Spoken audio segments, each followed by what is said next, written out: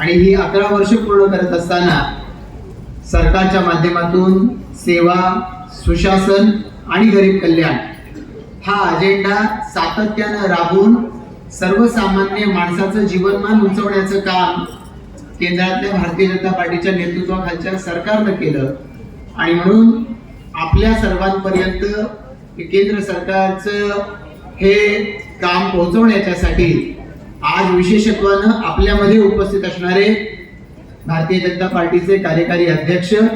आपल्या जिल्ह्याचे माजी पालकमंत्री सन्माननीय रवींद्र चव्हाण साहेब, मंचावर उपस्थित असणाऱ्या भारतीय जनता पार्टीच्या सरचिटणीस सन्माननीय माधवीताई, ज्यांनी आताच या ठिकाणी मार्गदर्शन आपलं मनोगत व्यक्त केलं आणि आजच्या कार्यक्रमाचं आयोजन केलेलं आहे, आपल्या सर्वांचे सहकारी महाराष्ट्राचे भारतीय जनता पार्टीचे सरचिटणीस सन्माननीय आमदार विक्रांतजी पाटील, या ठिकाणी उपस्थित असणारे सन्माननीय माजी खासदार रामशेठ ठाकूर साहेब, या ठिकाणी उपस्थित असणारे जिल्हाध्यक्ष अविनाशजी, माडाचे माजी सभापती सन्माननीय बाळासाहेब, सन्माननीय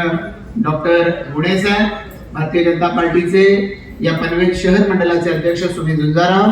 मंचावर उपस्थित असणारे आमचे सर्व सन्माननीय आपले सहकारी, समोर उपस्थित असणारे पनवेल आणि या संपूर्ण परिसरामधून विविध क्षेत्रामध्ये सातत्यानं समाजाची सेवा करत समाजाला आपल्या सोबतीनं पुढे घेऊन जाण्यासाठी विविध क्षेत्रांमध्ये काम करणारे आपण सर्व मान्यवर, उपस्थित सर्व सहकारी भगिनी आणि बंधू, खरं तर आपण सर्व पनवेलकर एका अर्थानं एक नवं ट्रान्झिशन या देशाचं जे होत आहे त्याचे छोट्या स्वरूपामध्ये पनवेल आणि परिसरामध्ये आपण सर्वजण साक्षीदार आहोत. आणि त्यामुळे गेल्या 2014 पासून 11 वर्षामध्ये हा देश कसा बदलत गेलाय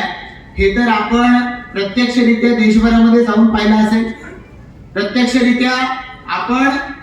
टेलिव्हिजन असेल किंवा वर्तमानपत्राच्या माध्यमातून सुद्धा ते काही अंशी अनुभवतोय. पण त्याच वेळेला आपल्या पनवेल आणि परिसरामध्ये झालेले बदल हे जरी आपण पाहिले की जो विमानतळ वर्षानुवर्ष ज्याची चर्चा चालू होती तो विमानतळ आता अवघ्या काही महिन्यांमध्ये खुला होईल आणि त्या माध्यमातून संपूर्ण जगाशी हे आपण जोडले जाणार आहोत. एकीकडे आपण पाहतोय